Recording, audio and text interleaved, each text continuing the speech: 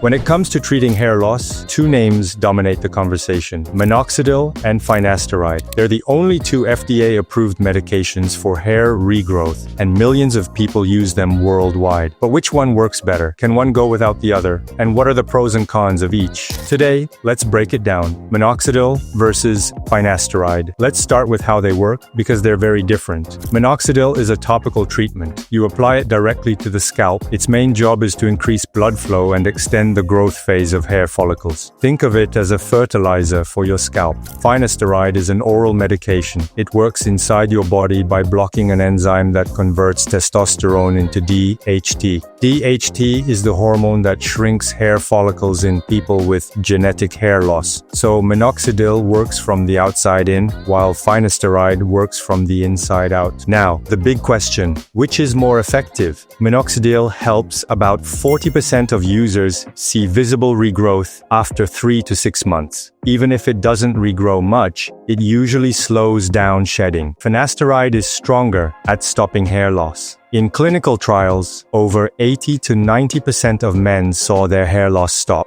and many saw regrowth, especially at the crown. So in simple terms, Minoxidil is more about stimulating growth, while Finasteride is more about preventing loss. Pros of Minoxidil: works for both men and women, available over the counter, easy to apply at home, can thicken existing hairs, even if you're not balding. Cons: has to be applied daily, sometimes twice, can cause scalp irritation or dandruff, unwanted facial hair growth in some cases, and if you stop using it, the benefits fade within months. Pros of Finasteride: very effective at stopping genetic hair loss, taken as a simple daily pill, often cheaper than transplants or other treatments. Cons: only approved for men. Possible side effects: reduced libido, erectile dysfunction, mood changes. These affect a small percentage, but they're the most controversial part. Like Minoxidil, results are lost if you stop taking it. So do you have to choose one? Or can you use both? The answer is: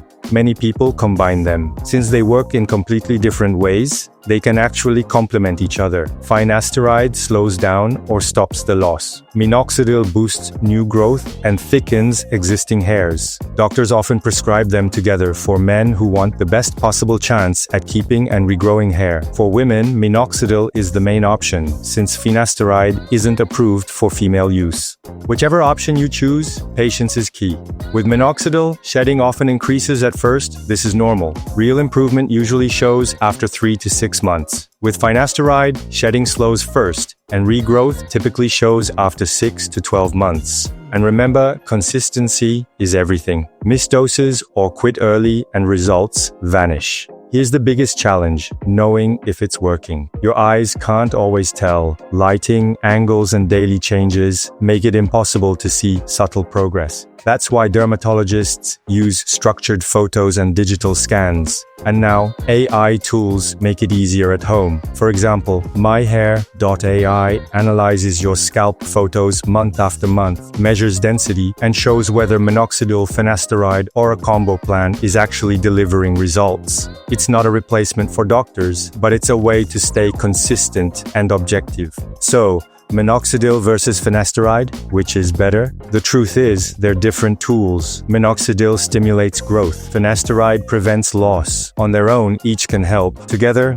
they're often stronger. But whichever path you choose, the rules are the same: patience, consistency, and tracking your progress. Because hair doesn't change overnight, but with the right plan, it absolutely can improve. Thanks for watching. And remember, don't just guess if your treatment's working. Track it, stay consistent, and give your hair the best chance to grow.